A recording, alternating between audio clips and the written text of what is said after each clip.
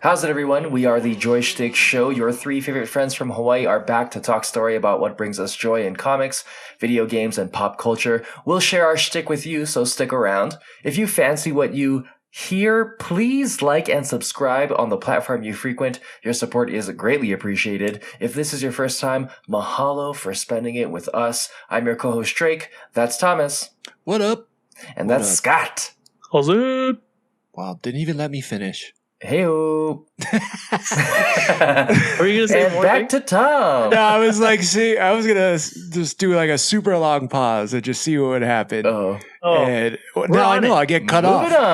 Moving on. Exactly. Happy Easter's, everybody. Oh yeah. Yeah, happy Easters. Easter's. Probably just gonna have dinner with your family, huh? I worked that day, so that's the plan. After work, Uncle Brian. Okay. I was like, how is that gonna work with working and your family dinner? But okay, you can do both. Can. Yeah. You can do. There's a world where anything you can do want both. to. Anything is possible. Are you doing Kevin Garnett or are you doing somebody else? Yeah, it was a little bit of Kevin Garnett and a little bit I'm on a of Lonely boat. Island. Yeah. Yeah. Oh yeah. Exactly. Yeah. Man, wasn't it? Did you guys ever like do Easter egg hunts and then there was like little change inside? Like it was money, but like Yeah, there for was, like, sure. and the big one was a quarter. Yeah. Or $1. Oh, get Sometimes. $1 on the egg. Yeah. I used to the kind I Rich, I yeah. used to go with my dad to his when he used to work with Webco, huh? And then they would have one party on the east side, and in the yard the boss would like throw down like hundreds and fifties and 20s and 10s. Jesus. Yeah, and then he'd throw out like quarters and shit. Or he put the money in like eggs, but then he threw out quarters and shit. So all the kids were just going around. We all bolted in and tried to grab as much money as you could. It was nuts, man. So the adults could drink beer. Yeah, every time, bruh. Eat the poo-poos, huh? Yeah. Cow. That was the original Hunger Games. Oh, yeah, brother. Hey, boys, get $1,000 out there somewhere. Go find them. You guys are good for hours. Yeah, that's But for real. awesome. That's too good. Well, dude, crazy day today. There was a lot of awesome trailers. There's some interesting news I wanted to talk with you guys about. And then we saw some stuff. There was some good stuff that we got to see. Trailers. Let's get into it with the first one. Should we start? No, let's go with Blue Beetle. Blue Beetle, Alright. DC character, dropped today. Yup. I'm just going to go first. Do it. That's fine. Fuck. This looks good. I know DC's had a tough run lately, but I think this is the start of things changing around. I know I've said that for the last 2 or 3 movies, but I really mean it this time. The Rock's so not good. in it. So, Check. Yeah. Yeah. No, he JK. did a fine job, but Yeah. what'd you guys think? Moving on. No, I thought it was good. There was a lot of. I think this is what I would have expected from like a Green Lantern type situation. I kind of wanted it to be kind of similar in like the reveal and also like the feeling of exploration. I think obviously it was pretty decent to say the least. I mean, I thought I have some high hopes for it for sure. Yeah, I mean, I'm hoping it's good. It looked cool. The trailer looked cool. It's just like, especially after all the latest DC movies, I'm hesitant to get too excited. But the flashy parts were really cool. Like, I loved all the things, like when he was fully Blue Beetled, when he could like he made that giant sword. Even when he flew out in outer space and then was like flew back and his wings came out right before he hit the ground, sort of thing. Yeah. All that stuff was awesome. I'm hoping the leading man can live up to the hype. live up to the character. Though it seems like as long as he's in the suit, it won't matter as much either, right? So, but it looks like a fun movie. Like, especially even with the graphics and the music going and everything, like it looks like it's gonna be a fun movie. Yeah, I'm hoping it's good. Hoping it's good. You guys are crazy, man. This movie looks insane. It looks so damn good. Every part of it to me looked good. I was worried about Zolo, but he looks fantastic. Even George Lopez with his like Fu Manchu long beard, like it looks freaking hilarious. The sister I like, or I guess it's his friend that he works at the hotel with or something. Yeah. She's awesome. Man, it looks so damn good. The suit just makes everything look even better. Like I was like, holy shit, this is super hype for me. More than any other trailer that we got this weekend. And there was some stuff I was really excited about, but this took the cake for me. This was like the most excited I was about anything. I love Blue Beetle, and it's probably because he's like a Green Lantern, where anything you could think of the suit can do, which I think is badass. But also, like, there's no way like the Latino community is not coming out and supporting this hero. Like, it's going to be a massive movie. I'm saying by it. I think it's going to be huge. Yeah. That kid is so lovable too. Like he's just, and like at the end where he pulls out the full like sword buster, massive sword. And then he does that move. It's so Cobra Kai. I'm like super on board with him in this role. Just, dude, I don't know. I feel really good about this. I was kind of playing it safe at the beginning, but it looks so fucking good. I'm pumped. I mean, it does. It looks good. I hope you're right. I hope it's really good. Yes. Yeah. You have a lot of positivity about it, and it makes me feel good about it too. Yeah. Yeah, absolutely. It's going to be tight. I think it's just going to get all the pieces right for what we're looking for like a family superhero story. Exactly. So next thing is, we'll go with this one. Extraction 2. We just all watched the trailer for it. Chris Hemsworth. Extraction 1 came out on Netflix. The Russo brothers directed it and wrote it. How does number 2 look to you guys? All right, so every topic lock pause or just No. Extraction 2 is definitely, like we spoke offline a little bit ago, very John Wicky in the sense of like consistent action. But then, as Scott had mentioned, there's lots of like beautiful long shots where it's not super close to the individual, where you can actually see the action because, sometimes when you're zoomed in too close, it gets too crazy. Mm-hmm. And it seems like nauseous. Like you feel like you're at the end of a GoPro. And somebody's like, you're like, I don't like that. It makes me feel sick. Chris Hemsworth is definitely doing his job and making it look super fantastic to, go into his professional career as an extractor. So that's right. Yeah, he's doing some damage. Yeah. What about you, Scott? Any thoughts? Yeah, it looks way better than Blue Beetle. I'll say that. No, I'm saying. I'm just joking. This movie looks cool too. It looks like a good time. It looks a little over the top, but like in a good way. Like especially the last scene of the trailer where he's holding what looks like a minigun and he's shooting a helicopter and it crashes 10 feet from him, right in front of him. And it's like boom, and like everything that had to go right for him not to die did, and he's like, like keep it going or whatever. I don't think he said anything, but Chris Hemsworth is like one of the only people who can make a minigun like make it actually look mini. Like did it look like the smallest minigun ever? Yeah, but it also looked like I don't think I'd be able to hold that. Exactly. Like, it's got to be the real thing. Yeah, but yeah, it looks cool, and it's gonna be on Netflix, so we get to seize it for freezies. Well, not freezies. We pay monthly, but I'm talking about. Thank you. Someone's mom. Don't cancel Netflix. We don't share here. Yeah, exactly.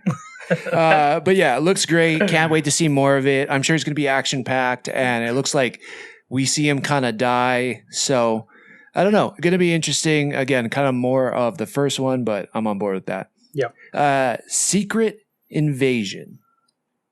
What do you got? Do anybody want to start? I'm just going to go. You guys cut me off.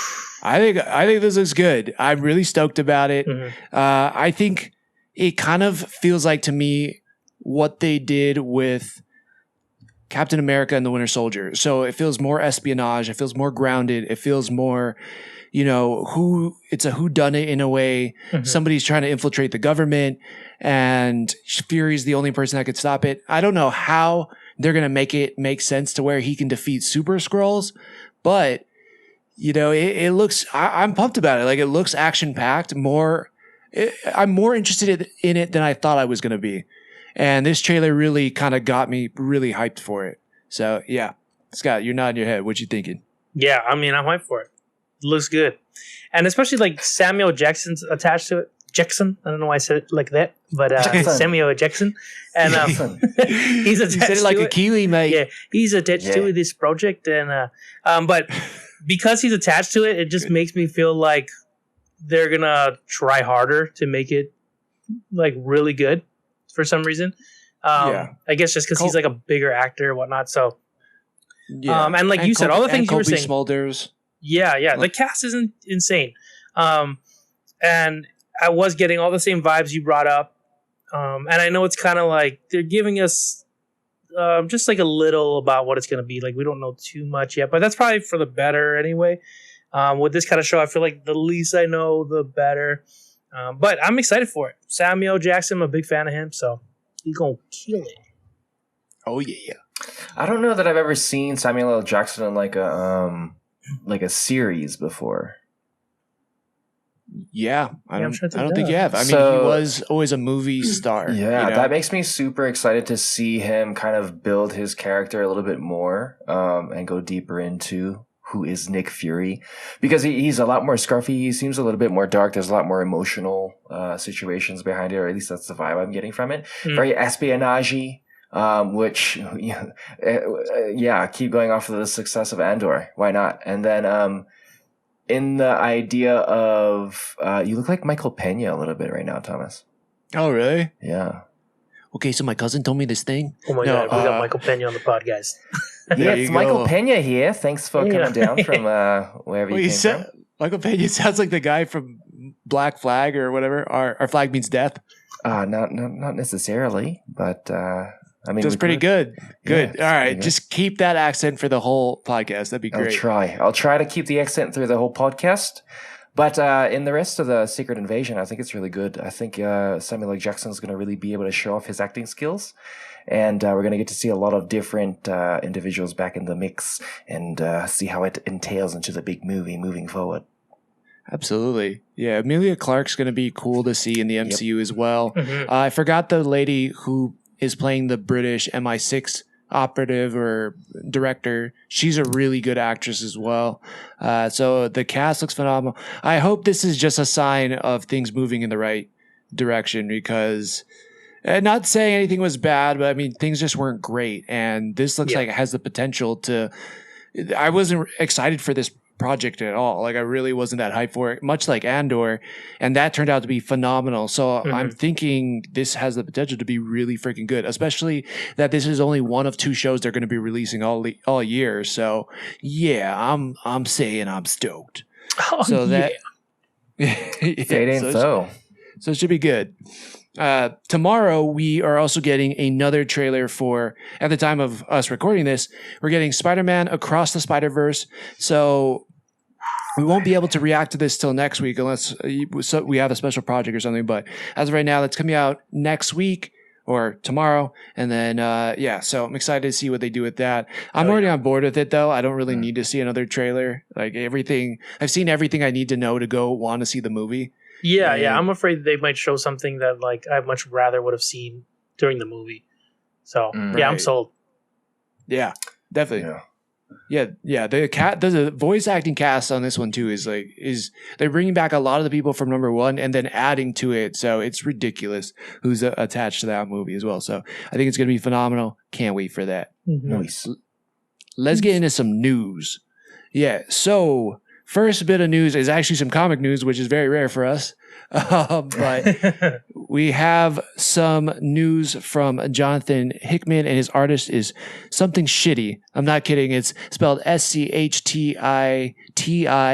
And, but yeah, the comic book is called GODS, and it is a comic looking at the deities in the Marvel Universe and the hierarchy of power. That's a DC thing, not a Marvel thing, but it really is. And they are looking at the Living Tribunal, the One Above all those things. And Jonathan Hickman is like writing his story about the gods in the Marvel Universe. And it all starts with a conversation from Doctor Strange.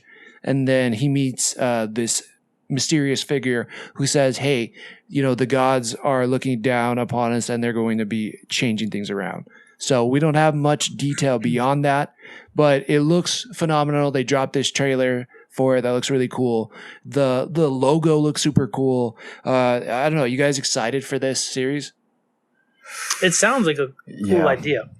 Yeah.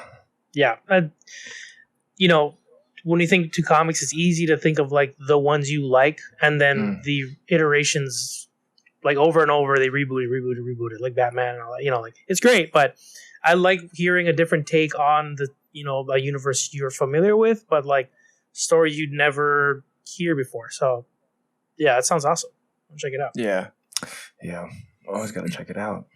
Yeah, Jonathan Hickman, I think, is like one of those writers who can expand on a world and create a new world, like from something that's existing, right? Like whether it's the X-Men, whether it's Fantastic Four, like he's been able to create these brand new stories and arguably some of the best new stories in Marvel. So I'm not going to doubt him. I think it's going to be fantastic. And regardless, it's going to shape what happens in at least the literary universe for Marvel.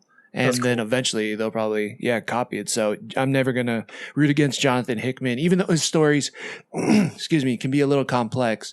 I think it's going to be phenomenal. It's going to be interesting, and it's going to start with Doctor Strange, so bringing in some magic as well. Maybe we get some kind of tie-in as to like how magic exists on Earth because of the gods, which would be kind of interesting. Yeah, that would. Yeah, so that looks phenomenal. Another thing, Marvel related. We got Guardians of the Galaxy Volume 3 tickets and new posters dropped today. Did you guys buy your tickets? I did not buy them yet, but I will be going. Love me some Guardians. Is that this weekend?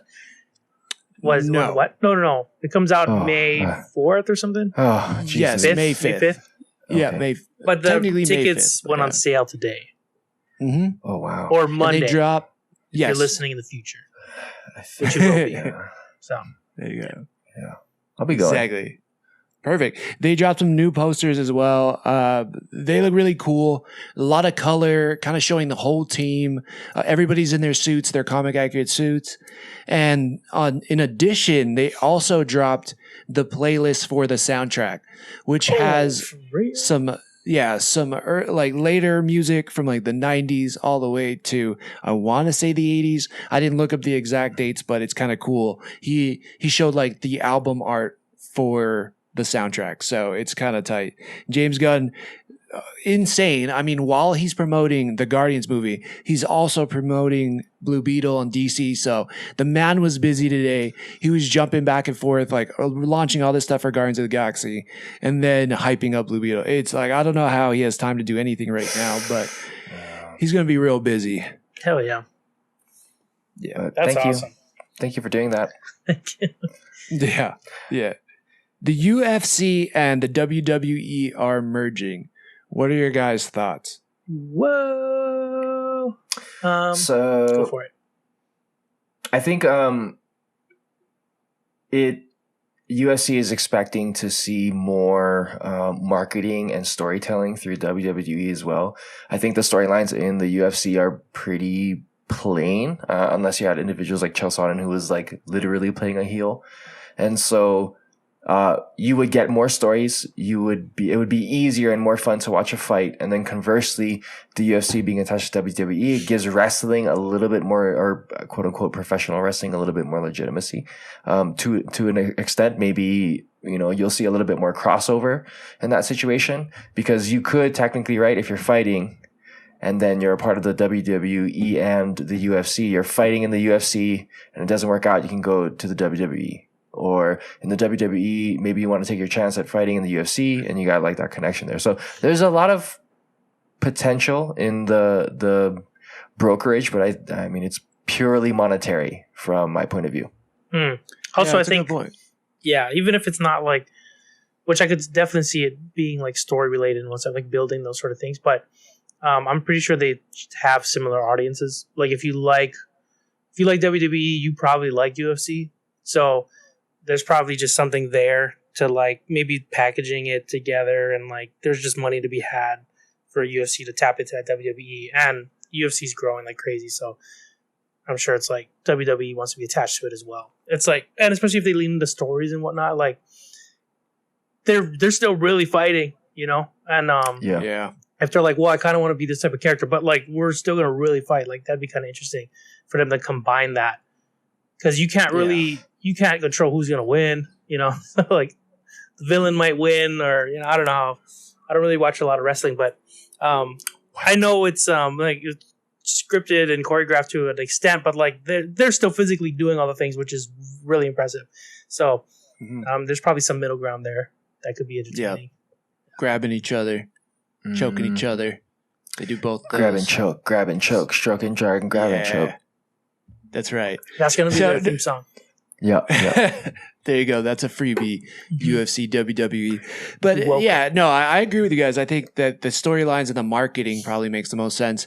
Yeah, it's interesting. I think you're right, Drake. Like it gives WWE some legitimacy as a sport even more, even though they're worth like $9 billion and UFC's worth like $12 billion. So it's like they're doing just fine. But I think, there's that legitimacy. But also, if you're a UFC fighter and you're a Brock Lesnar, or who was the girl that was an MMA fighter that turned Ronda Rousey. Ronda Rousey, yeah.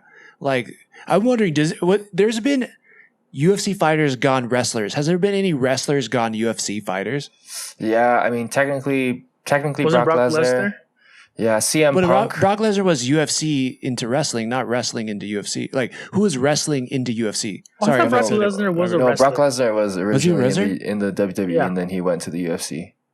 Yeah, but he wanted to fight backwards. He has like wrestling, like college wrestling credentials, but then like someone like CM Punk who was like a wrestler, like I can do acrobatic stuff. Hey.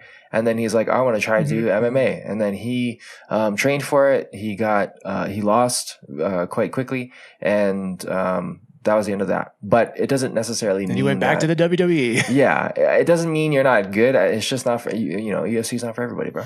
It's just a different thing. It's just a different thing. And it's a different level. Like trying to go, I mean, those are the top tier on both. You know, like even if you're good at UFC, doesn't mean you can go be a WWE wrestler either. Doesn't mean you're entertaining enough. Like you have the personality or you can hold the lines. Like I'm still blown away that you need, you know, that there's a full-time writer for multiple full-time writers for the WWE that's like writing storylines and beats and like you're going to have a rivalry with this guy and this is how you're going to play your character. Right. It's just like, it's crazy. Like on that note, like real quick, I watched this really interesting interview with, John Cena on Andrew Santino's podcast, Whiskey Ginger. And it was really interesting to hear him, like, you know, everyone knows John Cena, but him like struggling to find image in wrestling and then like kind of sticking to like a really exaggerated version of himself, things he liked, and then that stuck and like that launched him into become the John Cena we all know. And like you're saying, like it is hard, even if you are. There could be a bunch of superstars out there just like waiting to unlock that one thing that's going to make them there. You know, like besides all the hard work and stuff, like there's, you never know what people are going to latch on to. So it's pretty nuts.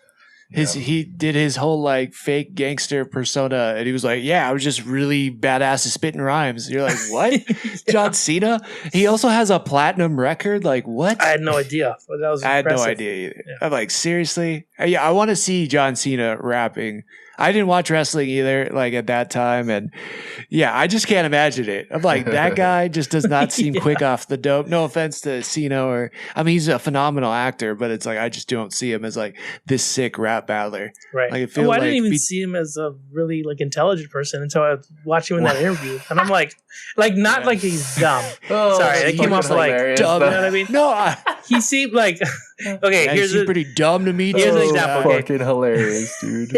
Fucking dummies. No, just read that. When Bautista and Cena were first like introduced into like DC movies, I was like, oh, okay, it's like that. I don't know. There's like a trope of like, oh, wrestler doing acting now, whatever the hell.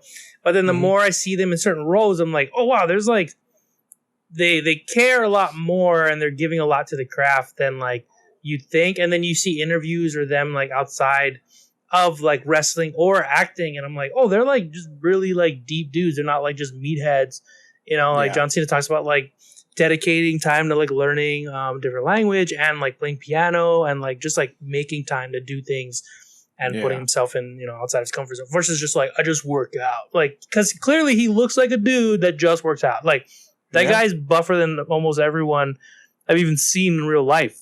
So, like, you know, it wouldn't be like, if he just came out and was like, I just lift, I'd be like, okay, yeah, I thought so. But, you know, the fact that he does more than that is awesome. You look like a guy who just lifts. Yeah, you know, nothing else. Which, fucking... good for you, dude. If that was the case, you know, but you know, so he's just impressive. I'm just trying to say he was impressive. He is, yeah. And it seems like more and more like actual acting chops are coming out of the WWE too, and yeah, very impressive. Speaking of another wrestler turned actor, The Rock announced today that they are doing a live action Moana. How do you guys feel about that? My brother-in-law sent me a link. He's like, dude, check this out. I guess we're gonna see more Rock being The Rock. And I was like, it'd be funny if or interesting if like The Rock say like, because you know it's his, you know, it's like a character he's a big part of in the animated version and whatnot. If he like produced it and like was more behind the scenes and like maybe gave the role Maui to like someone like Jason Momoa or something, that might be kind of cool to see. That's not gonna happen though, you know. Like, no, but that's not gonna happen. That would be interesting. That would be, but he wants to get paid twice. Yeah. And you know, he should. Good for him. He's a good businessman and all that. But it's one of those no-brainers, but also like, yeah, he wants to get paid twice. It's like, yeah. As long as cash grab.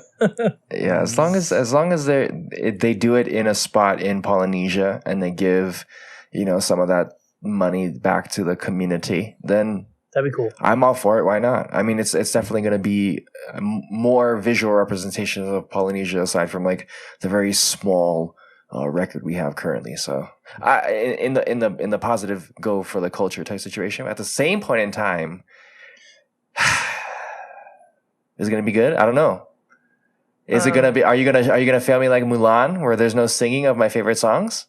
Well, you know, movies like that though, it comes down to, as long as the kids really like it, then like that's all that matters, right? Like, I don't know if any kids like Mulan though. Like, I'm just saying. No, but I'm saying like that movie, probably. Adults didn't like that movie. Kids definitely. There was no talking dragon. There was no song. I don't know who. I'm sure Lin-Manuel Miranda's coming back for for Moana. Was he in it? Didn't he write some of the music for? Oh, I know there was like stuff with like, I guess Lin-Manuel Miranda wrote the Rock songs and stuff too. So it's like, they're just gonna throw money at him, bring him back, and then it'll be the same movie. They'll do the same songs, just live. Oh, man, they better have singing. That's all. You know what though? I'm one to talk. I never finished Moana. I watched it. I was like, nope, not for me. You didn't even finish the Moana. That's fine. Nope. Did you get up to what's his name from Flight of the Conchords? Hey. Jermaine. Jermaine. He's the character of the crab. No, I don't remember the crab. I don't remember the crab. The name of the all crab. of this is new to me, man. I couldn't stick through it. I'm becoming less and less able to watch that kind of stuff, but it sounds like Drake's for representation, and I'm for that for Hawaii, especially if they do it and film it in Hawaii. So like, I'm on board with that. I like that aspect because like just capitalizing on, you know, people liking Hawaii and then not having anything come back to it. He made a big deal in the announcement to like reference how Hawaii was like a part of his upbringing, and like he, you know, feels like it's a very special place in his heart, and you know, he wants to do something that's like a part of the islands and stuff. So the islands. I would think, yeah. So I think it's probably, I don't know, who knows, but yeah, that's how I feel about that. We also have Star Wars Celebration coming up this weekend. Whoop whoop whoop whoop. Yeah, big deal. It's across the pond. It's in the UK. It's normally I think they do it in LA, but they are not doing it there. Do you guys have any predictions for what's going to come out of Star Wars Celebrations? So many. one of them is going to be the kind of like the full picture of what is coming moving forward, even though we've kind of seen it already, but then more in-depth trailers and the video games that are going to come out to help supplement that as well too, being a bango. And it'll kind of show us where they're taking Star Wars, just because right now, and we'll get to it later, the Bad Batch, the Mandalorian, Ahsoka coming out pretty soon, like all these things. I also watched a little tidbit of a man named, I think, Whitmer. He voiced Darth Maul in Rebels. And they were talking specifically about the Twin Sons episode where Maul and Obi-Wan come together again, and how it's kind of like a full cyclical view from the beginning of the Clone Wars, or the quote-unquote the Phantom Menace, until then, and that how Boba Fett, the show, may or may not be digging deeper into the underworld of the situation, which was going to link to potentially why Darth Sidious became who he is, why he went to the dark side in the first place. Nice. So that's what I think is going to be happening. But like, so they would have to look back in the past, right? Because Darth Sidious is at this point would already be a thing, right? Like, wouldn't they already been trying to move him into his clone body? Oh no! So from it's a potentially like an Andor type situation, maybe a prequel, but then discussing the idea of why he went dark. Oh, okay, cool. Yeah. And then obviously right now the Bad Batch is going into kind of Ahsoka, and then the Ahsoka and the Bad Batch kind of go into the three sequels. And why Palpatine is the way he is. So, or how Palpatine gets to be that place, blah, blah, blah, blah. Yeah. It seems like the Mandalorian is also moving into Ahsoka as well. So, yeah, all signs, which I think is good. All like, this is something that Marvel did really well in phases 1 through 3, was move from one project into the next project and then link them together. So you got more excited for what was next.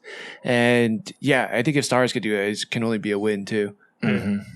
Agreed. Yeah. But we're getting Star Wars Visions Volume 2 coming out very soon. Nice. We're getting Young Jedi Adventures, which is an animated series for kids. We're getting, we talked about Ahsoka. The Skeleton Crew should be great, because we're getting the Daniels to direct a few episodes, if not the series. That's going to be awesome. Hopefully they announce Andor Season 2 is what I'm looking for the most. Yep. That I'd be stoked for. And then if they still do that Rogue Squadron movie, that would be pretty cool. Especially that we got Paul Hyung-sung Lee in this like latest. Did I say it right? Yeah. Hyung-sung Lee? I said it really staccato, but Appa. Yeah. Now that we got Appa back in The Mandalorian, like I feel like he'd be pretty good in the Rogue Squadron or whatever. Like I'm stoked for that. Yeah, no, I definitely agree. Yeah, all those things sound great. Sounding good to my ear holes. Do you think they announce a different video game besides what's the new one coming out? Lone Survivor? Jedi Lone Survivor? Yeah, I hope so.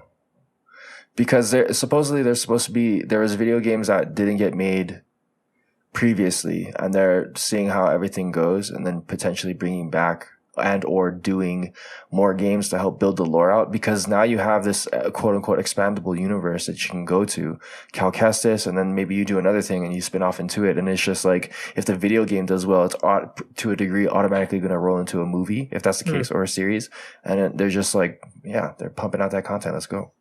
That's true, yeah. Do we see Cal Kestis in live action this year? He's the Jedi from Lone Survivor or from Fallen Order. They could, because he looks just like the actor. Yeah, exactly. So I would say hopefully, because that's kind of like, because if that does well, I mean, the precedent's set already. Video games right in the movies, it's like millies. Yeah.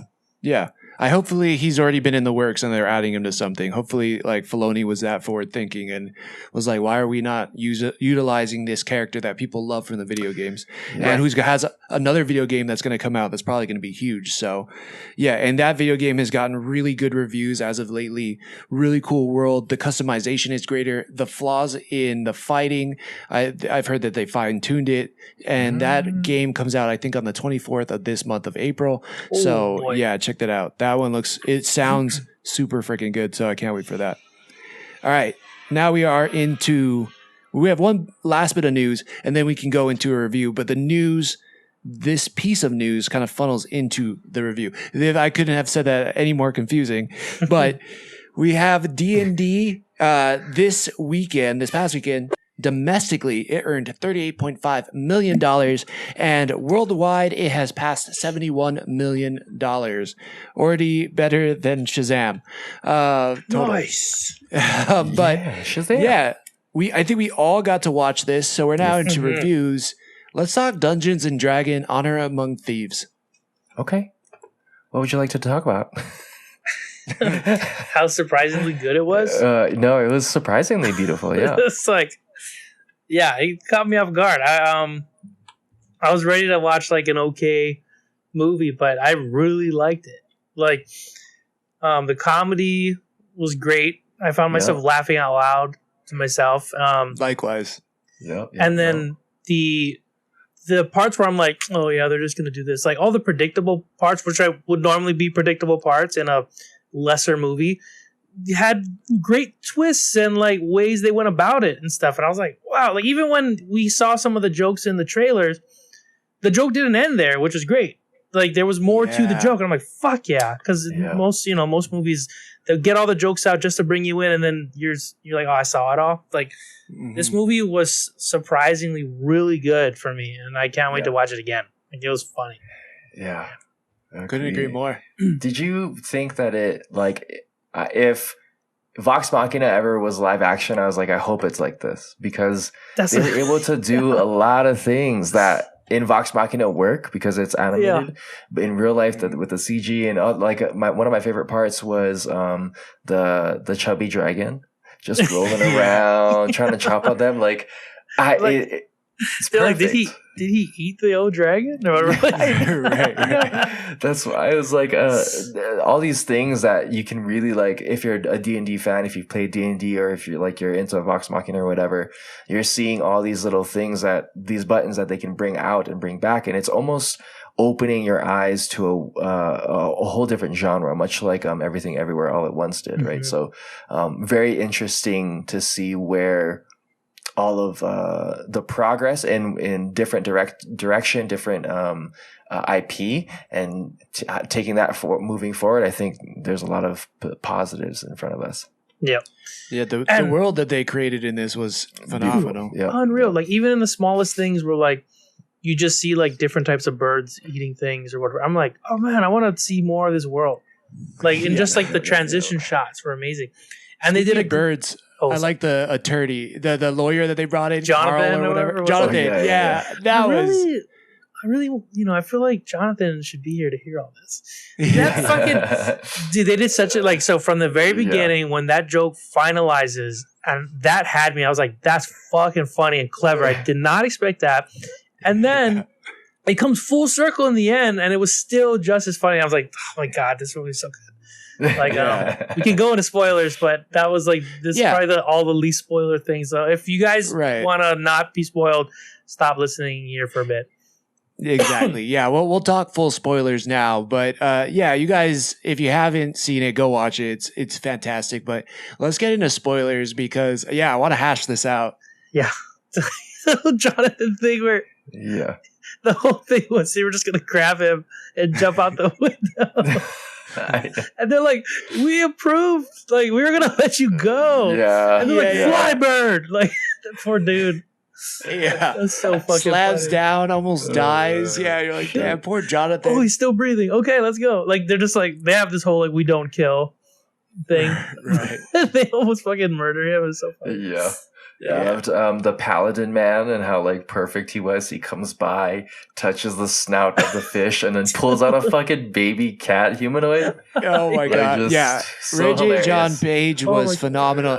Yeah, he was just so perfect and kind of offbeat. Like everything was about him was fantastic. Like super handsome, super good fighter, super just like knew everything, but was just so damn awkward. It allowed everybody to just tease him. But he didn't give a shit. It was like the way they used him was so perfect. He was almost like Drax, but like successful.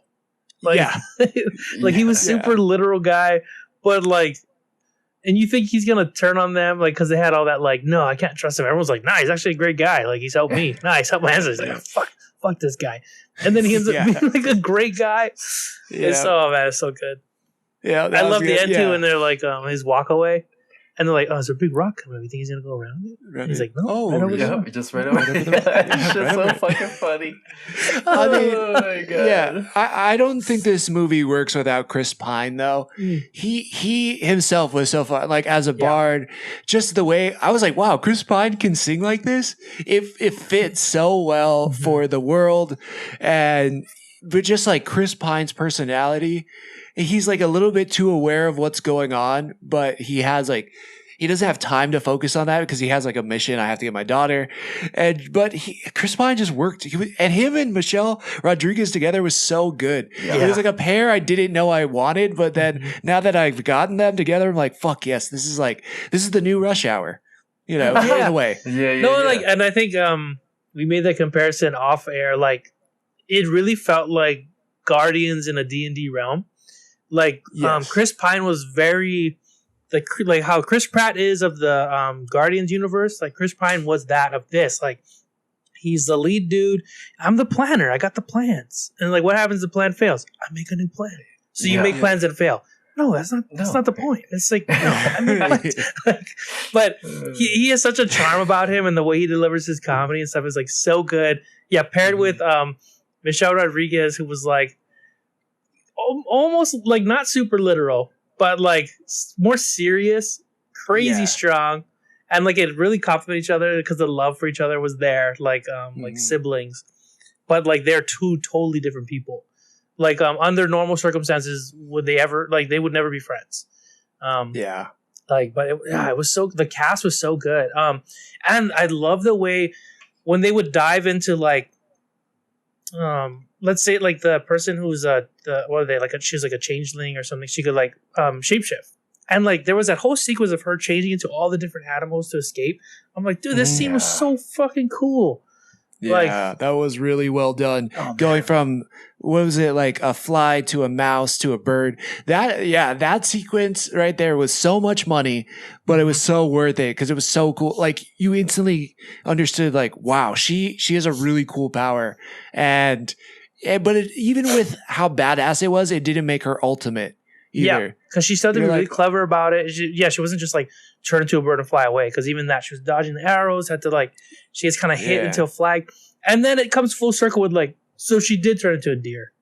And like, the whole thing was like, she could turn into a deer. Michelle Rodriguez, who was playing Holga, was like, well, you could turn into a deer, right? And she's like, yeah, I could turn into a deer. He's like, what? We don't need a deer. But at the end, she turns into the deer. It helps her. She's like, she turned into a deer. Only at the end. Yeah. So it's just so good. Yeah, played by Sophia Lillis, and her character is Doric.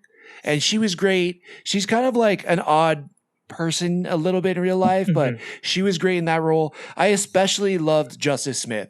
Like, he was so funny as, what was it, like the wizard. He's like, he's not a very good wizard, or like, I'm not a very good wizard. And they're like, yes, you are. You're a great wizard. He's like, no, I'm actually not. And then just like what he had to do when they were kind of reconnecting with him, and he was like changing the gravity in that room. Yeah, that was so dope too. I was like, wow, this is like imaginative. Yeah, and I like how they flip it where they're like, in the end, he's like, no, like when push comes to shove, you're good at what you do. Like, you have to have like high stakes for you to come through. And he's like, oh, okay, that's my thing. Like, it was just really good. Yeah, he was really funny too. So the cast was very, like, I was not sure how it was all going to work together, but it worked together, to your point, Scott, like so much better than I thought it was going to be. It was funny. It had so much heart. Like, I was saying this to you guys before, and I think we tweeted this, but it's like, this was the family movie I think Shazam and Ant-Man wanted to be, but missed, because like the action really worked in this. The camaraderie with the team really worked. And then there was heart. Like, you really believed that Chris Pine and Michelle Rodriguez really wanted to get the daughter back. There was something for the rest of the team members to do and be a part of so that they were useful. But at the end, like they realized that they were like, you know, doing it for a bigger cause. And all that was so good. It was well done. Just super well done. What was it? Not pyramid, but like what is it? The maze that they had to go through? Yeah. That was super cool. That was so clever The too. gelatin like thing? the way they get out of it. Yeah. Yeah. And how she transfers it. Yeah. And even the I forget what it's called, but the portal like staff. Yeah. The way they use that was the tittle so tattle Yeah, or that the was super cool. fiddle faddle or whatever. Yeah, I forget what it's called. Yeah. But they did it. It's such a clever job. And then you think you know the plan, and then the plan fails, and you're like, oh fuck yeah, what would you do if that happened? Like if it fell face first onto the ground, like you got no portal now. Like it was just like, and then it was just everything coming together the way it did was like, it was so good. Right when you thought you could predict it, it would change. The storytelling was like beautiful and awesome and continued to unravel, as well as like helping out the cinematic effect, because everything kind of fell in line. There was no button or no call that they did not answer or push. And I mean, it's a testament to D&D, right? You're creating those types of stories at home with a bunch of your friends, and now you can put it on the screen. Obviously it works. So let's get more of it. Let's get more of it. I hope they really do build off of this. Totally. We didn't even mention Hugh Grant. Like Hugh So Grant good.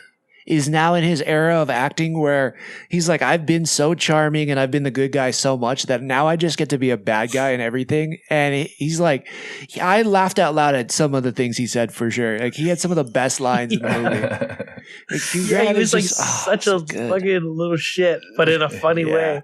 Yeah. Like, yeah, I forgot he did that show on HBO too, where he was the bad guy in it as well. But he's like in this phase now where he gets to be the villain, and he's like so well established. It's like it works. Yeah, so good. So yeah, fantastic movie. It definitely surprised me. I just want to see more of this world. Wait, question for you, Scott. Did you see anything in this where you're like, oh, that's like so Dungeons and Dragons, like that happens in the game all the time? No, like so I can't like say I'm like a super expert on D&D and whatnot. Christine knows much more about it, and we have some friends that know much more about it. Mainly, I think because one like runs a campaign that we do, and like they know way more about Critical Role than I do. So, but I've never played, so I don't know anything. I think the only thing I like, based on what my knowledge was, is like certain things they do in it, certain like the owl bear, I think is a very like type of thing you can turn into that I've only heard about in D&D. The chest that like was alive, that sort of thing like, is like in like certain like creature like things. But I'm sure even like the staff and all that sort of stuff was probably like real items you could work into your story if you write a certain way like that. I guess that's from my understanding, D&D's has like a story of somewhat, but the beauty of it is you can like take the lore and then like build your own campaigns based on like characters or like certain things you like from it, and then use all these as like a base blueprint and then kind of build your own story. Like you have a person that I'm going to build out the dungeon. If you guys do this, then we're doing this path. If you do this, we're doing this path and stuff like that. So, I mean, even the fact that they went in to get that helmet was like, we got to go into this dungeon. Like, that was really cool. Like, they actually... You got to go into the orifice. Yeah. Yeah. The what? Like, yeah. Like, and he just dives backwards, like SWAT arm backwards in. Was just so funny. And he's like, I'm going last. I'll go last. What was his... Yeah, I know the actor's name is Justice Smith, but he's so even good. What's his name's... Simon. His name was Simon. Oh, yeah, Simon. That one dude who was like, it's easy. Just every other brick evens left, go back. Like odd numbers to the left, dead right, dead and left. then halfway to the bridge, it flips. Like he's such it flips that even. So ridiculous. Yeah. And then he just crumbles the bridge and he's like, so I didn't know the bridge started here. And then they have to figure out a way, like, just figure out a way to do it. Like, I don't know. So I feel like all that can be very D&D because you as a player can expect a certain outcome, and then the dungeon master is like, so you want to do that? okay, then you just unleash this, and then all of a sudden you're battling something or whatnot. Like, so it did feel very like unpredictable, but like just a fun ride throughout the whole thing. Like I haven't played much, but like all the sessions I have played with some of the friends we know, like it's always a really good time at the end, and like time flies by, and like you never know what you're gonna do when you start, and then by the end you're like, oh my god, I can't believe like we did all this stuff, but like you're pretending. You know, it's not often you get to do that. Besides like when we do like improv and stuff back in the day, but it is kind of nice to just sit down and like make pretend and like still feel like, oh my god, because there's still that aspect of like having to roll for things. You can't just be like, and then I block it. You're like, I try and block. Okay, roll for that. And then you like, you know, you roll, and then whatever number you get, you got to look at your stats. If you're not very good, like if your defense isn't very good, then whatever the DM rolls, because he rolls for the enemy, they might roll higher, and then it's like, oh, sorry, you couldn't block this, and it's like you're almost dead, and then you're like, well, guys, help! You know, like it's like this, nothing's really happening, but at the same time, you're like, I don't want to die. Like it can be very exciting, and that this movie had all of that. It was great. Very cool. So good. What's your character? My character is a Leonin. He's like a lion person. Oh, okay. They had that in the show, right? I know they had. I mean, they had the cat people, but I think they had like a lion person. Yeah, I'm trying to remember, but they could have. All I know is if I ever make a character, I'm definitely getting an owl bear because that's like 100%. Oh yeah, like I was so excited about that. That was so cool. My lion's name is Ryan Miyamoto. Miyamoto. Don't we know we do know a Ryan Miyamoto. Yeah, we do. Yeah, but not this guy. To him. Yeah, not this guy. Not my Lion. Sorry, his name fit the lion pun too well. Yeah, Lion Miyamoto. It's Ryan Miyamoto. All right. Miyamoto. That's funny. Oh man, is he like a Japanese samurai cat? Wow. Yeah, well, that's how my guy looks. Oh really? But nice. my lion has amnesia, and I'm trying to figure out my past. Oh, nice! You're the Jason Bourne of basically Dungeons and Dragons, right? Yeah, it's kind of funny because when we play, like I accidentally like if I'm trying to roll to kill actual enemies, like I always roll crap. But then if we run into a person that maybe we shouldn't have killed, but they're like, let's fight this guy, I'll like murder him, and then John, our DM's like, he was gonna help you. And like I just roll like really good. I just murder him one hit. He's like, you just murder that guy. Okay, cool. Like, he was gonna take you straight to the entrance of the dungeon. Scott had to murder him. Like, I thought he was a bad guy. Like it was just, it's funny. It's a good time. First, ask questions later. Yeah. Drake, what would your character be? I think I tried to make one on D&D, the Wizards of the Coast like app situation, and I think I was like a half ranger, half like scout or something like that, something or other. Don't know what any of that means, but it sounds cool. Pretty chill. Yeah, pretty chill. You're a ranger scout. Hey, that's so awesome. Check that movie out.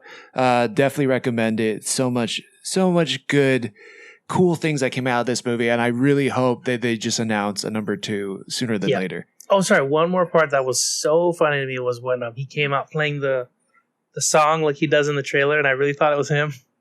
It was like, oh yeah. He was and making the mirage. He's like, and they're all like, "What is wrong with you?" That part was like freaked me out a little bit. Yeah, I was like, "Oh my god, it was creepy." And then I was like, "This also kind of feels like a glitchy video game where the character just keeps like repeating the last line." I was like, it was cool. I liked how they did that. That really worked for me. Yeah, I just love how they were like the dumbest guards. They were like seeing it's like clearly faking this, but they're like, "Are you okay?" Like they just kept thinking he was real. But yeah, so crazy. The movie's so good. It was great. It was great. Go watch it. Absolutely. So we're moving into more of our Apple TV segment because Apple TV has been dropping some great programming. We are going to start with Ted Lasso, and you guys, I don't know, Scott, you were able to watch all the episodes. I saw the first 2, but yeah, I think we're past those though. No, so let's see. We're talking episode 2 and episode 3. So in episode 2, we see that Roy has broken up with Keely, and we see that Keely now hires her friend Shandy, and that, let's see, Roy, and then the club brings in Trent Grimm because Trent Grimm is going to write a book about the club. Any thoughts on this episode? Wait, you saw that episode, right, Scott? I did. I saw that. Okay. I liked it. I thought there was some intrigue seeing kind of Trent Grimm come back. And I think they kind of mentioned Zava a little bit in this episode, don't they? Yes. Yep. Yeah. Yes. And so for those of you who don't know soccer, Zava, so Roy Keane, Zava, Zlatan Ibrahimovic, and just because his air and his like fervor, it's meant to be kind of a Zaha individual, and then you kind of see Jamie, who's a real life soccer player. Yeah, and then Jamie in the show is like, man, he's butthurt because he was the number one person, but now you're bringing in Zava, and he knows people like that because they're egoists, etc. And so that dynamic is coming together, and you see Roy and Jamie come together as well too. So there's a lot, I think, that built off of the first episode. I know we talked about previously, like it felt like, oh, let's just put all the favorite things in here so that you remember what you got into this for. But this is the episode where everything kind of gets complex, and you're going to kind of help wind it up so we can see it unravel in the next episodes. Right, you start seeing some character shifts, right? Like what's her name who owns the club? Rebecca. Like you see her take she tries to take the approach of her ex-husband. It gets thrown in her face, and then she's like, F this, I'm gonna do it my way. And then ends up working out. So it's like you see her growing, kind of like still doing her thing, but being more confident in the way she does her thing, which is cool. Right. I like that. And Keely's starting to realize that her friend that she hired, like, may not have been the best choice. Like, she's kind of wild. I mean, it may end up being the best choice, but she's like, there's a lot of work here. Like, I got to let her know how things are run. And then seeing Nate, right? Yeah, I don't know if we see Nate. I don't know if we see him a lot in this episode. Doesn't he do the interview where he talks trash about? I think that was in episode 1. Oh, is it 1? Because I watched it back to back, so I'm like, it's like one long episode sometimes.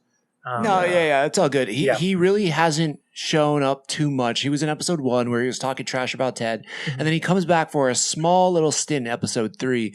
But yeah, this episode is interesting because we get to see Roy. We get to see how both Roy and Keely, like, they're the main focus of this episode. Like, it's not really about Ted that much, and which is kind of interesting. I don't know how I feel about that, but they're both kind of dealing with the breakup in their different ways. Like, Keely seems to be a little bit more isolated than Ted is, and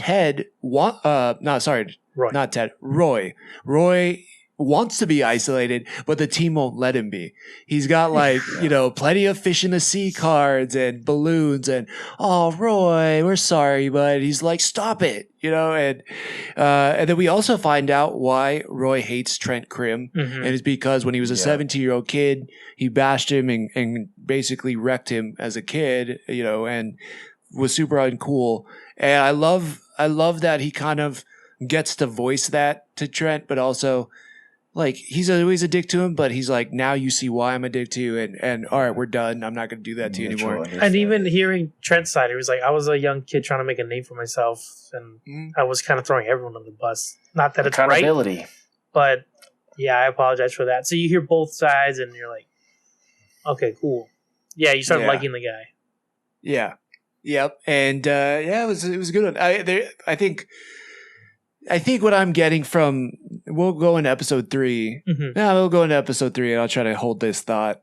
But episode 3, they get Zava, and it's all about Zava's introduction to the team. I don't think this will be too much of a spoiler. But they get him. He comes on the team, and he is like the superstar right away. And Jamie is like upset because he's not number 1 player anymore. He's not the superstar of the team. He's now kind of falling to number 2 behind Zava, and everybody loves him on the team. My favorite part about episode 3 is Danny Rojas copying everything that he does. Like, it's so subtle, and it's not even the focal point of what's going on in the scene. But if you watch what Danny's doing, he's always trying to copy what Zava's doing. That's It's awesome. pretty damn funny. I love that guy. Yeah, he's so great. And so that was one of my favorite parts about it. We find out that Colin is gay and he's hiding it from the team. Yeah. And that and Rebecca goes to her mom's psychic, and the psychic basically says, you're going to have a family, and it's all going to start with this green matchbox. At the end of the episode, they all go to Sam Abisanya's, I'm not sure if I'm saying that right, but they go to his restaurant, and he passes out green match boxes at the end. And as Trent Krim is leaving the restaurant from the party with the team, he sees Sam and his boyfriend kissing outside the bar. So the question is, does Trent Krim now does he kind of fall back into old Trent Krim and write something that's going to incriminate somebody on the team? Or does he try to take the high road, maybe leave it out of the book or whatnot? So it kind of leaves on a little bit of a mystery. Hopefully, right? Or talk to them first. And be like, hey, how do you want to deal with this? Because Exactly. Yeah, exactly. So, yeah, it kind of leaves that open. I think, so my thought to this, and you guys definitely tell me what you think on episode 3, but it still feels a lot like it's very emotional. And I kind of went back and watched some of season 1 just because I was like thinking of like, what can I put on just this light and I don't really have to pay attention to. And I went back to season 1, and I feel like season 1 is so much funnier. Like there's so many jokes getting added in. It's like way more of a comedy, where now it feels like it's a full on like emotional, I don't know. It's like more heartfelt, and I like that. I do, but it's not, I kind of missed season 1, how it was just like really funny. I don't know. What do you guys think so I see what far? you're saying. Yeah, I think it's kind of it's wrapping up a little bit more, and the funny is kind of not late, but it's from what we know to be funny already. So there's nothing amazing us. It's just, how do the characters that we love now react to this new iteration, this new season, and how are they going to come together amidst all these different adversities? And I like the addition of Zava just because I think it takes that kind of focal point of a human being to help draw a lot of the attention, so that you can see these small little dynamics between these individual characters kind of working together, right? So Jamie and Roy, and then Keely and Shandy, and then also the boss as well too. And then you're kind of getting to see a little bit more branching off. And I think it's a kind of a nice thing, because they rooted us in season 1, they built up in season 2, and now season 3 is kind of like the blossoming of everything. So it's nice blooming. That's a nice description. Mm-hmm. Yeah, that's good. I like that. Yeah, I think you're right. Like, it's because it's the last season, right? Maybe they're fleshing out all the stories they wanted to tell, or all the characters, maybe give them their arcs. Maybe by the end it'll be more uplifting and funny and whatnot. But I see what you're saying, though. It does have like a lot of drama to it. Maybe, I don't know, maybe it makes sense to go this route because like the jokes are like familiar, so the only way they can go is like to dive deeper into the characters. I don't know. That's true. I think there's a way to do that without losing the comedy, and it feels like it's a little bit losing the comedy for me this season, but I do like the stories. Like, I'm invested. I want to see where Roy goes. I want to see, because I think him and Keely are getting back together. I want to know, does Rebecca and Sam get back together, and does he, do they create a family together? Does Ted decide, hey, I'm too far from my kids and I want to move back to the US to be back with my son? And he's the most important thing. I got to get back there. I think there's going to be some big emotional payoffs. I hope that there are some big laughs along the way too, but right, I'm just not getting that. Oh, I see. Yeah. Cause it reminds me, like at the end of episode 2, right?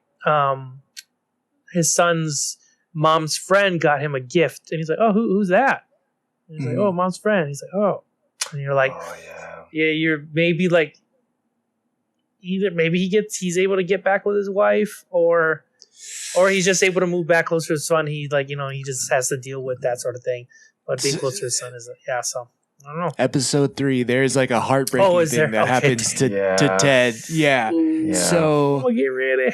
Yeah, that's why I mean it is an emotional letdown Gotcha. in the episode, and you're like, damn, that is heartbreaking. I don't want to spoil who it is and whatnot, but a familiar face pops up also in the episode, which is kind of nice. But yeah, it's sad for me some parts, and as amazing as the team is doing.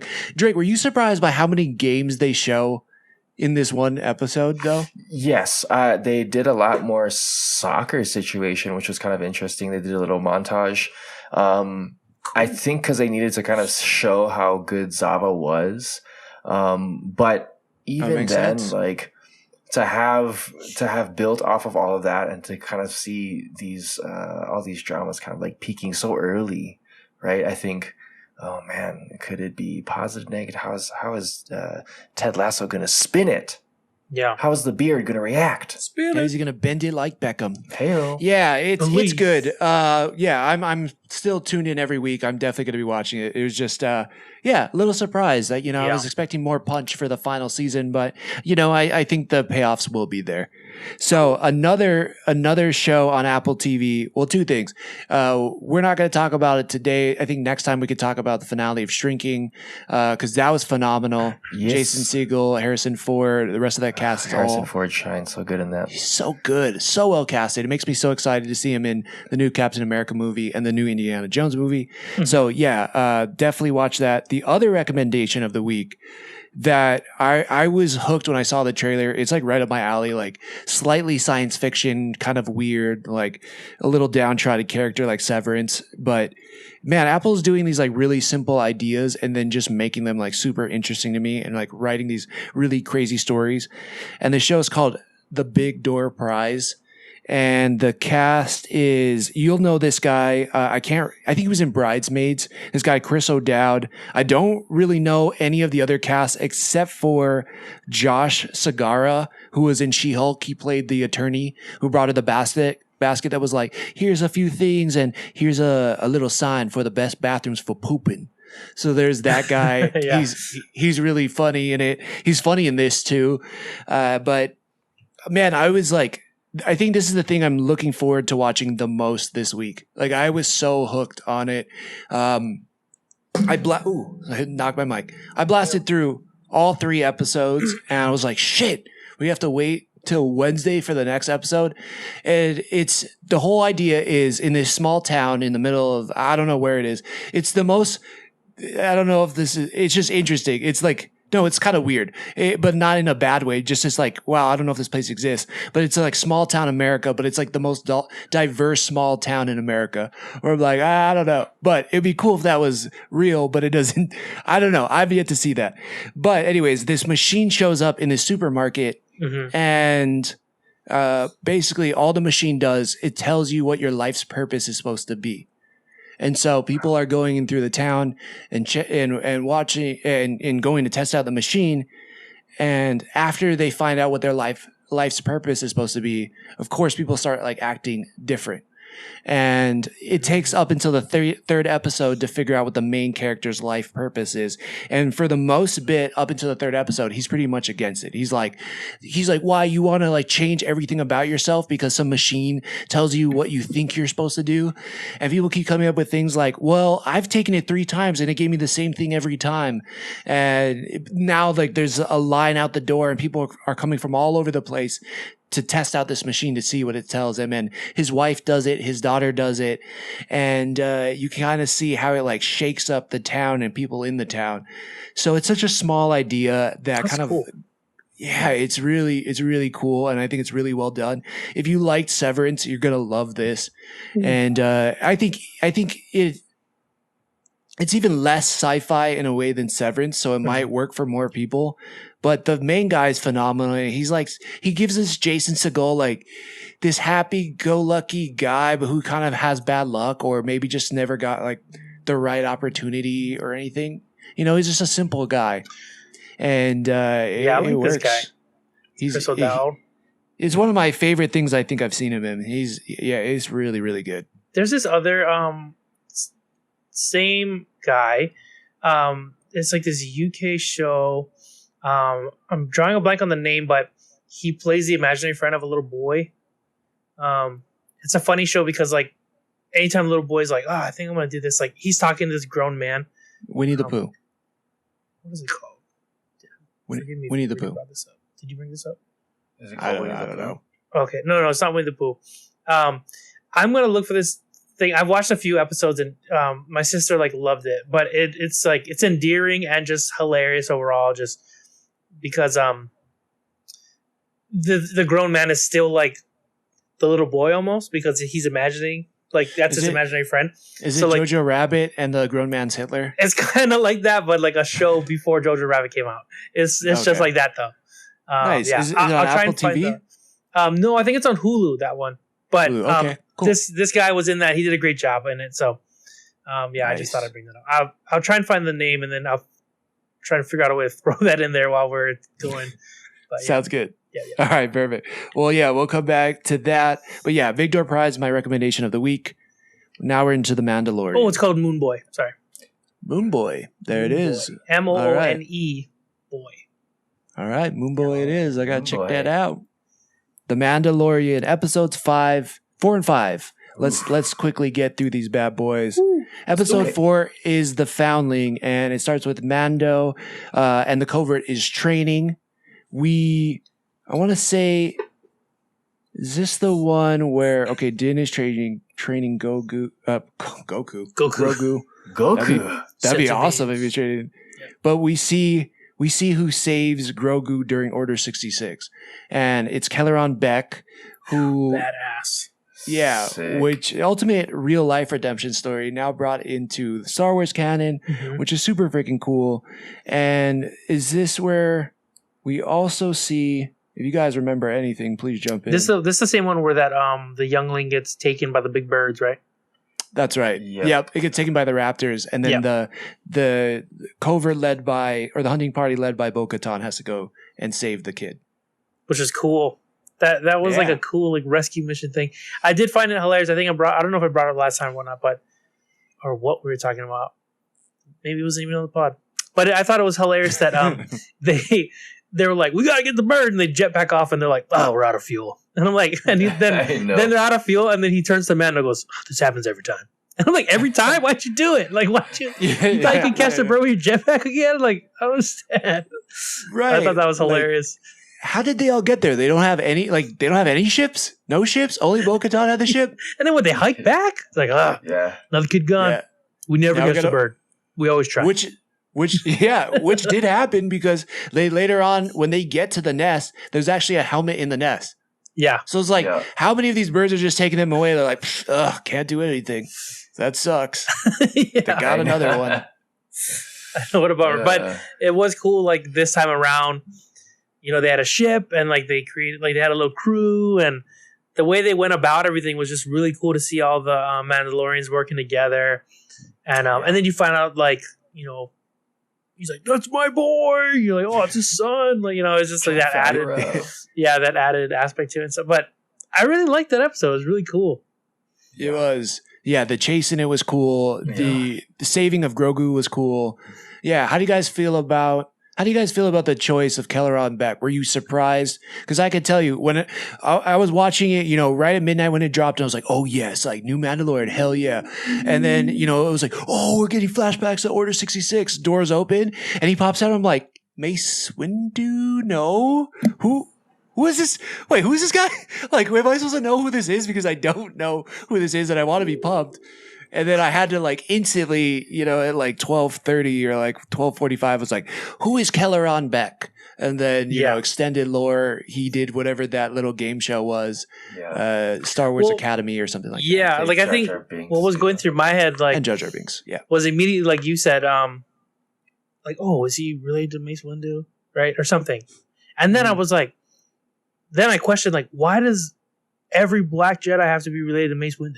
And then I was like, I'm glad we're getting more Black Jedis. Like, I think this is what we wanted Finn to be in the new Star Wars. Definitely. And like, that's what Finn should have. Finn should have been a Jedi. Finn should have been a Jedi. And I was like, fuck yeah, I don't know this guy, but he's badass. He's kicking ass. I'm like, this guy's awesome. And then I found out he was like voice of Jar Jar. Like, I didn't even know all that going in. And I was like, oh, even cooler. Like, I'm glad he got to do all this. Like, but I'm definitely, for the representation, and I want to see more because it's either like white guys or like aliens usually. Yeah, but it wasn't Jackson. for me. It wasn't the fact that like it was black or not. I was just like, wait, who am I supposed to know him? Like it was like, and I don't think I'm like an expert in Star Wars, No, yeah. but I know a lot about Star Wars. Yeah, and I'm like, he pops out. I'm like, this is nobody I would have predicted. It's not Kiadi Mundi. It's not Adi Gallia. It's not Plo. Well, Plo Koon was on a different planet, but it's like I just was nobody that anybody predicted, and that was like that's the part that threw me off. Well, for sure. Like, what the fuck? Was it similar to the feeling? Like I got a similar feeling when I was watching the new Star Wars, and then Kylo Ren takes his helmet off, and they show his face, and I'm like, am I supposed to know this guy? Like I didn't really know Adam Driver that well at the time too, and I'm like, he's just some white guy. Like he's just some dude. He doesn't look like a super handsome guy. Dude. Yeah, I'm just like he's just some dude. Like, he's the guy Avril Lavigne was singing about in Skater Boy. Yeah. You're like, oh, okay, exactly. Cool. He's like some emo boy. But the way it is, like, and I'm like, oh, okay. Like, yeah. But like that story, for those of you who don't know, like Ahmad Best, he played Jar Jar Binks, as Drake said, and then he got heckled to the point of verbally abused online so bad for playing Jar Jar Binks because people hated Jar Jar so much that he had like thoughts about killing himself and just not being around anymore, which is so sad for playing a role in a movie. Mm-hmm. And then he came back later on and got to be Kelleron Beck on a TV show that was kind of like Hidden Temple meets Star Wars, where he played Jedi Master Kelleron Beck. And now that show, that role that he got to play as that Jedi Master is now in canon in Star Wars. And not only that, he's the guy who got to save Grogu, arguably one of the most beloved new characters in Star Wars in recent years. So it's just like, what an honor, but also like, what a redemption story for Ahmad, and well deserved. But like, it makes it so much greater. And it's like, wow, like he deserves it for sure, but it's also like, wow, what a cool thing that Dave Filoni and Jon Favreau was like, hey man, like you deserve this. Like I thought that was cool. Yeah, I agree. I think the scene too, like going back to Order 66, and then really giving us kind of like the reason why I went there. I was watching a similar thing where it, I guess to an extent, hypothesizes or theorizes that we're kind of getting a little bit more context so that as we're moving forward into the 3 sequels, they not only make more sense, but they're a little bit more congruent. Yeah. So I'm kind of excited to see what Mandalorian is still coming through, is going to push forward in that narrative, because as that's going, Bad Batch is going, as we talked about before, and really unveiling kind of the story of like, what is Thrawn doing? Why are all of these things happening in this situation? How did this come to be? And it's giving us a lot of those types of answers, and I'm really looking forward to getting more deeper into it, to be honest. Yeah. You're asking some bigger questions that like I think are very important questions, but it's also like questions that I kind of wanted to kind of go through as a whole for The Mandalorian, because viewership hasn't really been big for The Mandalorian as opposed to other seasons. And we know the extended lore. Like Drake, you've watched Clone Wars. I think Scott, you've watched Clone Wars too. Like, have you? Not as much as you guys have. Okay, so we pretty much all have seen Clone Wars. Yeah, I am for sure. I claim it. But like, and I'm watching Rebels now. Excuse me. And then Drake, you've been watching Bad Batch. Mm-hmm. And it's like, I wonder for people who have not watched all those things, are they not that into it? Because the big reveals in this season are deep cut references. You know, like you have to watch the Clone Wars. You have to watch, it's like, if you haven't watched those cartoons and telling some adults like, hey, you got to go back and watch this cartoon to make your new TV show make sense is kind of a tall ask. I wonder if that is a reason, or do you guys think that's a reason why some people may not be into this season as much? I would prophesize the second, just because a lot of hardcore individuals are going to be watching everything, and then you got the youths who are watching the animated series and then wanting to go back and potentially get into the original IP, and then you have those kind of in-betweeners where they're like, if it's interesting, I'll watch it. If it's action packed, I'll watch it. And so I think for us individuals who want to watch those things, it's very easy for us to go back. But to your point, I don't know about the middle individual or even the youth who's going to want to watch like let's watch the original 3 movies, because for kids now, if they don't see that kind of like audio and visual quality, they kind of like don't really want to watch it. So it'll be interesting. Yeah. Though, like, I don't know. I know somewhat about the Clone Wars and Rebels and all that stuff, but like I definitely don't know as much as you guys know, like what things may be leading to and whatnot. But I am a fan of like the Mandalorian show, so. But I'm also a big nerd, so like I'm gonna watch it regardless. But so I'm still enjoying the show and not yet fully knowing who they're hinting at. When a character gets brought in, I'm like, oh, that's that person. Like, no way. You know what I mean? Like, I'm still kind of like the everyman, every nerd in this scenario. I'm still enjoying the show. So it could be that as well. Like, maybe it's too niche Mandalorian. I don't know. Like, it's diving down maybe it's, especially after another thing, like, it could be like after Boba Fett kind of let some people down. They're thinking it could be like, is this where the quality's going now? Like, because I thought Boba Fett was going to be on part Mandalorian, and then maybe they just kind of lost interest. Because if you look at it's kind of a big gap between Mandalorian season 2 and this one. So especially with all the content you're able to watch nowadays, sometimes if the gap's too big, you kind of like gotta build yourself. It's like not going to the gym and going, I should go back to the gym.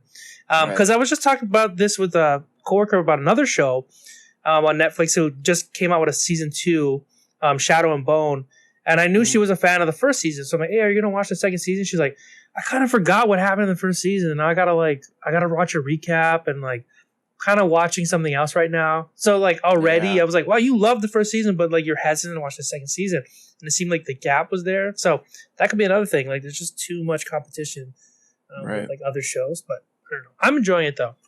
Yeah, absolutely. Such a weird choice to have the big, end on season 2 with Grogu going with Luke, and then start season 3 with them being back together, and then not even showing a recap of it. That's huge too. Such a weird choice. But yeah, okay. So they save the foundling. We find out it's Paz Vizsla's son, and then boom, we're into episode 5, which is the pirate, and the pirate action-packed episode. We actually get to see what does the new Mandalorian covert look like. It's now taking form. What do they stand for? Where do they want to be? And we get to see Bo-Katan kind of rise. And at the same time, we also see what's going on in the center of the galaxy at Coruscant, and how the New Republic is really kind of trying their best to hold it together, but doing a really shitty job. They can't even protect some of the planets in the outer rim or the mid rim. And and we get to see that by Paul. Can you say his name? Appa Drake? Frick. Paul Hyung Sung Lee, right? Yeah, Hung Sung Lee? I can't say it right now. Sorry. Okay, cool. Is that a little Kiwi coming out there again? Yeah, sorry. Yeah. You got Kiwi all day, though. You got Jermaine Clement all day. But yeah, so Captain Teva, I think is it, and he goes to ask for help. We get a special, again, this cameo may not be big to a lot of people, but if you've watched Rebels, you know this cameo. He's a massive character in it. He's part of the team called Zeb. And we get to see Zeb in this episode talk to Captain Teva. Why am I having such a hard time saying that? And really cool. I was like, oh, shit. But again, if you never watched Rebels, it's not going to hit that hard. But I was stoked about it. Cool thing about Zeb is he was actually the original drawing for the Wookiees.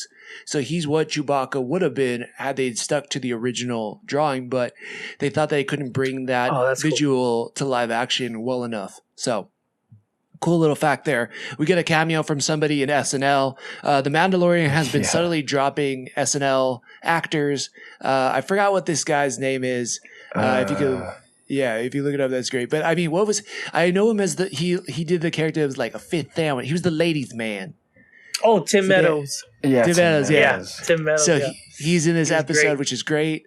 And Paul or Captain Teva goes to him, this colonel, and asks for help. And Nelia or Kellia or Elia Kane is it, who is now in the amnesty program, basically just like throws his plan out the window. You know, like she kind of throws a wrench into it, and she's like, well, they haven't signed up. They're still independent. I don't know. Do we really want to support them? And like kind of screws him over.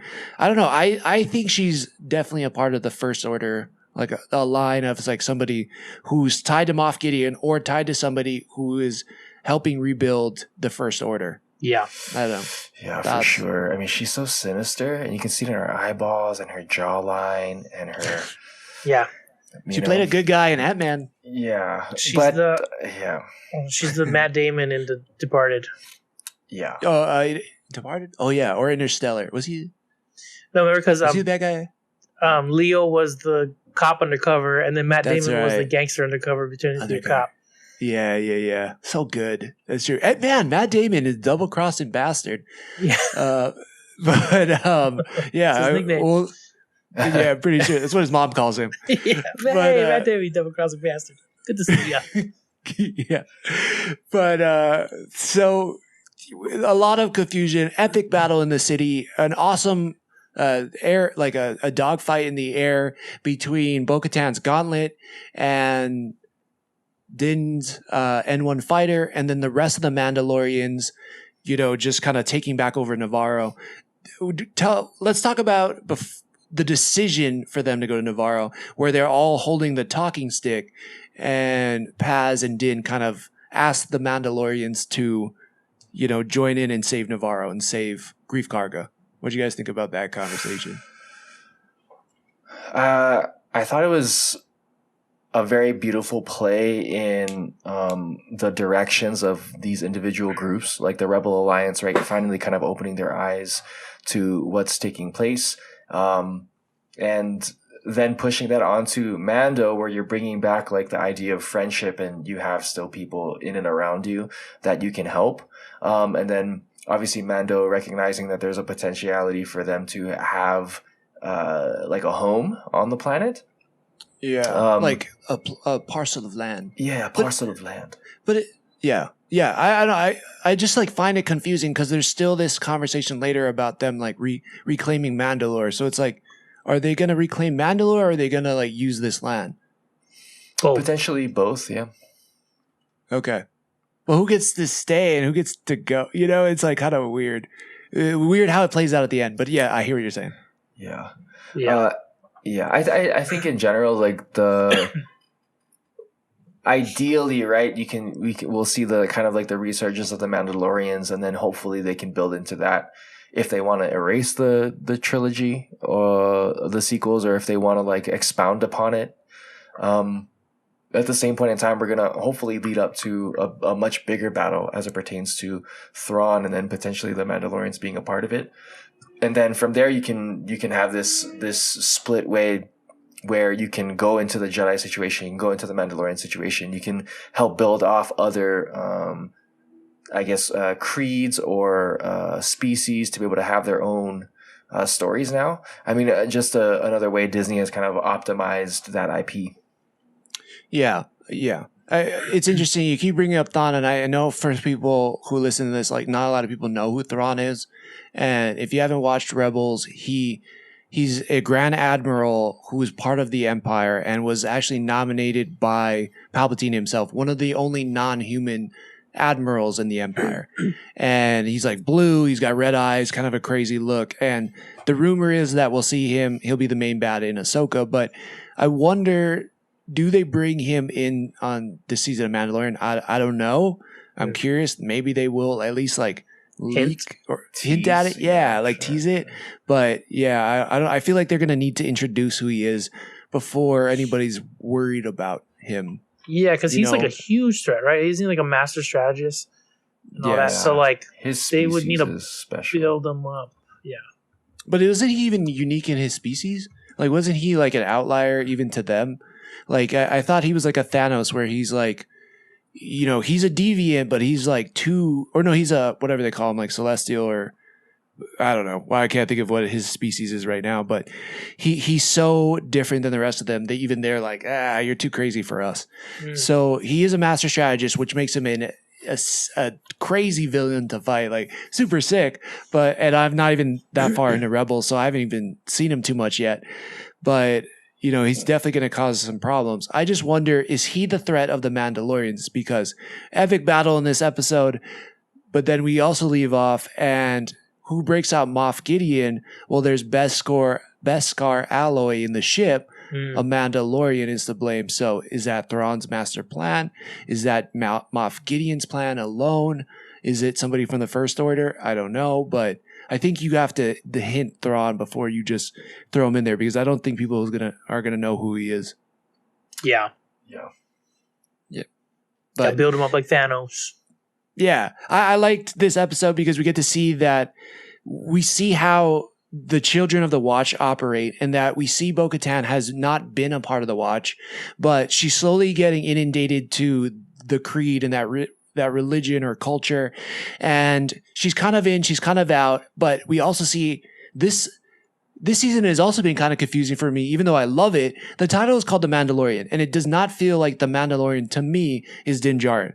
It feels like The Mandalorian is Bo-Katan, and she's the one leading the hunting parties. She's the one that's leading this group in a battle to save Navarro. Like, even though Din is asking for help, Paz Vizsla helps him out, and then it's Bo-Katan's strategy. And so it's really interesting. We get to see the armor in this too. It's the most badass she's been. Yeah, she's so sick. So sick, right? And the what she does with the hammer and everything, and this was really crazy. But when they go down after they've saved the city, the armor pulls Bo-Katan down below and like, hey, I need to talk to you. Yeah. And you're the one that can walk in both worlds, and you can walk in both cultures, and you're the one that's going to unite all the people, not Din. And even though Din has the Darksaber, it's just really kind of interesting. It's also interesting to me that she's kind of given up on like trying to get the Darksaber, where that was such a big plot point last season, and it seems like it's not even a plot point at all anymore. He didn't even use it in this last battle.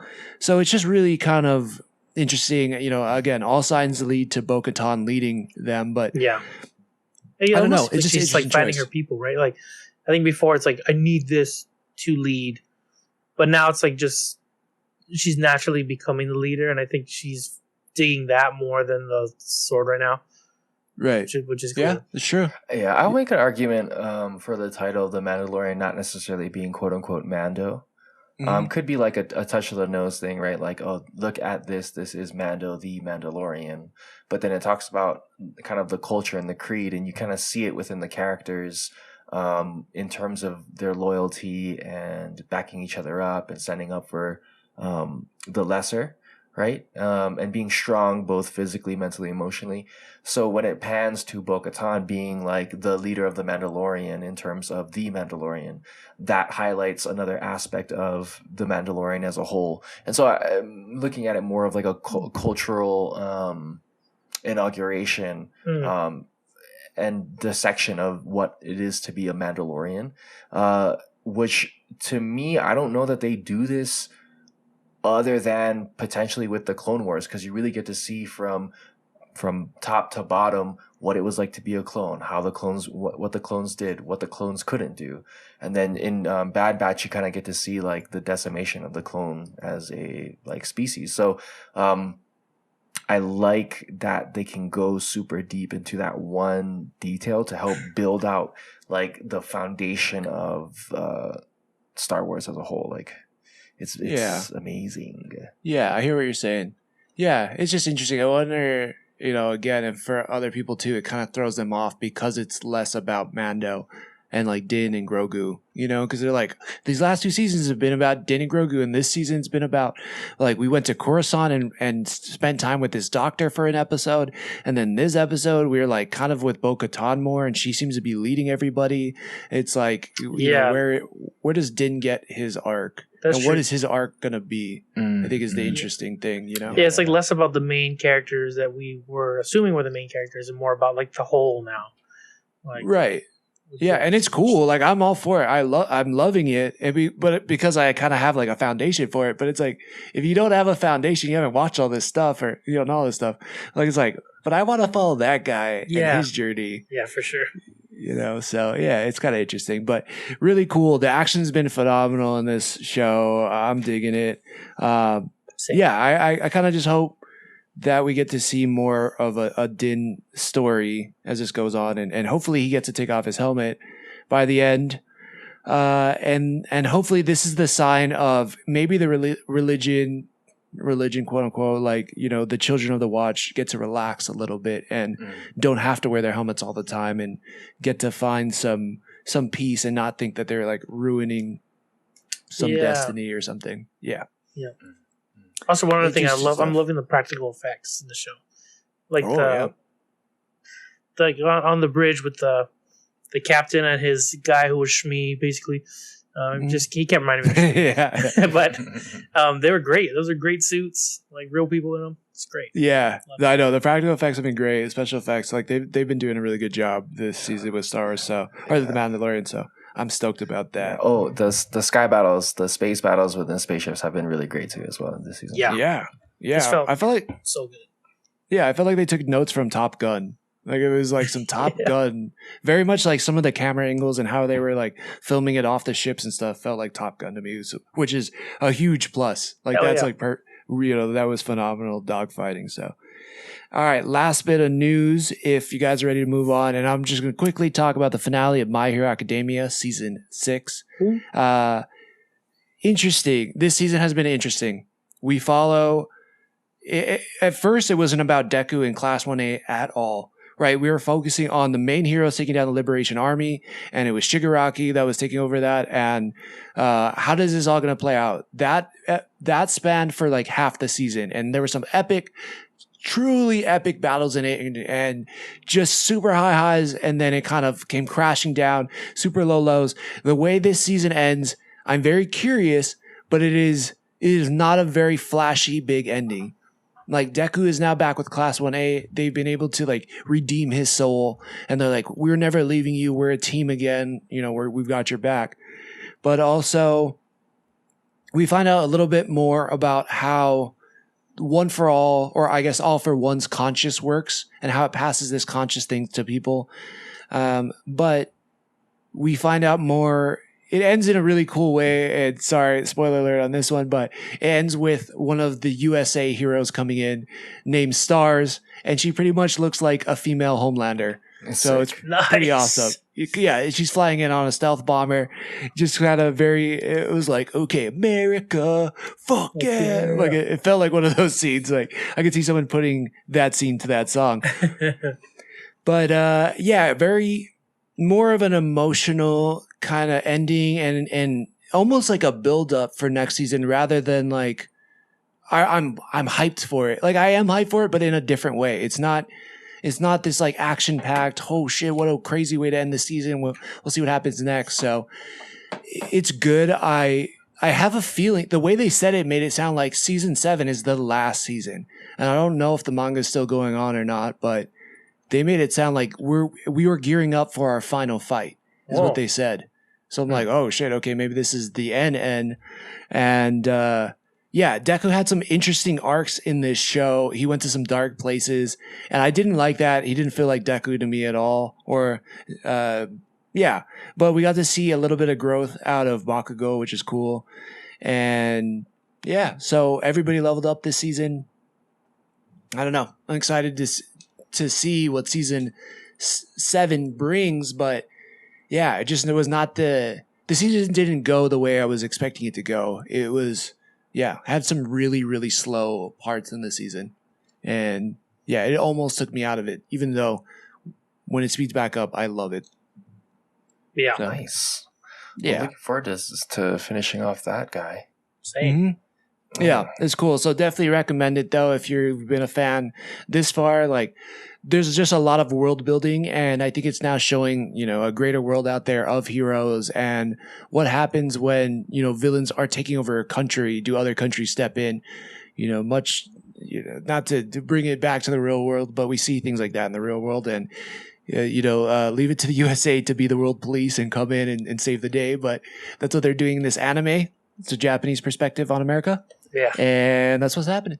See you. Yep. So, pretty cool. All right, guys. Well, I think we knocked out a lot tonight. We watched a lot of great things, a lot of cool stuff coming our way. Mm-hmm. Yeah. Any final thoughts?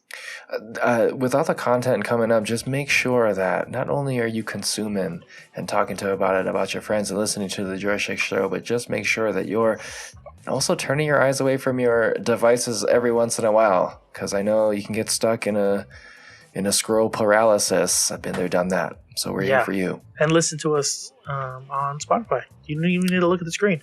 Just have it playing in the background. Just close your eyes. It's a workaround. Soothing. Ooh, So- Yeah. You can also do it while you're working around. So that's great as well. I want to do it so hard while you're working around. Hey-yo. Yeah, work around me. All right, everybody. Thanks for sticking with us.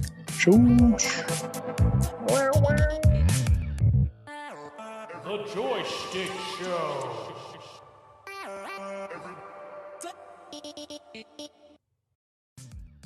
If you've enjoyed what you've been listening to, we'd really appreciate a follow, subscribe, and a review. Just how we like chatting with our friends, please share this with yours. Feel free to join the squad and follow us at JoyStickShow Joystick Show on Twitter and Instagram, or anywhere you listen to podcasts. And if you feel like submitting topics or questions to be discussed on future episodes, you can email us at joystick.show@gmail.com. As always, thank you, peace out, and make it a great rest of your week.